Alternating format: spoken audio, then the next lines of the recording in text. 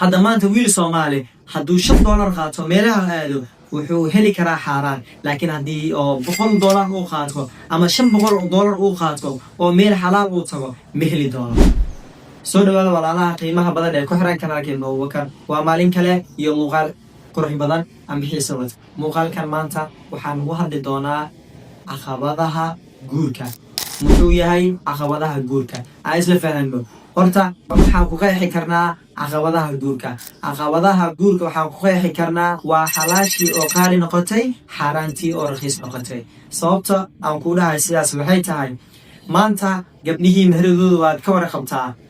maalmaha la soo dhaafay ama bilooyinka la soo dhaafay waxaa qaali noqday ama hawada galay meherka gabdhaha.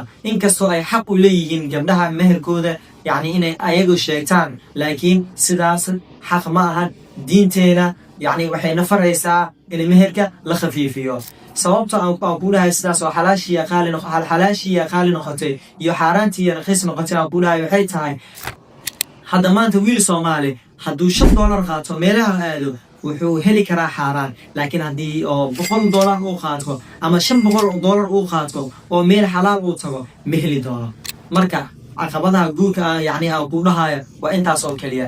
waxaan يعني gabdhaheena Soomaaliyeed aan ugu wacyigelinayaa oo aan ugu digayaa inay meherkooda ay khafiifiyaan si ay u yaraato zinada.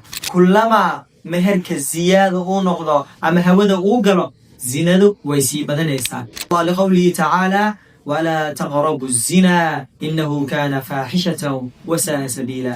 هو دوانين الزنا زين محايلة زنا وفاحشة يوحن مركا صومالية أما دليرتا جيل كعصو مانتا وحا كلية زنا وجي كرو وقبلها صومالية وقبلها صومالية حدي قبلها صومالية أي مهر كود خفيفيان ويلش صومالي uma dhawaan doonaan ama uma ag dhawaan doonaan wax la yiraahdo zina. marka walaalaha Soomaaliga oo qiimaha badan oo gabdhaheena Soomaali oo quruxda badan waxaan idinkaga digayaa inaad zinada yareysaan. idinkaa zinada yareyn karo culimada waad maqasheen dhowr jeer oo ka hadlaya Sheekh Hussein Al Jabuuti Allah barakeeye oo ka hadlaya guurka waad maqasheen waad aragteen ilaa marxim Allah انت الهنا حيس مويان انت كلا والله ما تقف هذا ترى اما اسشو كاسفان مهرك هذا بيان كليغا قفك كله وكون نحس كله بقول جرام ده طلع بقول جرام ده مثل كان كلام وعقبها وين او جرتو marka Soomaaliya gabdhaha Soomaaliyeed wala lahaygiyo habaryar yaalo eediyaalo meherka la khafiifiyo. aad u mahadsantiisa qoon badaatin oo daawatay muuqaalkiisa xiga inta kulmi doono sidaas iyo nabadgelyo. wassalaamu calaykum wa rahmatullaahi wa barakaatuh.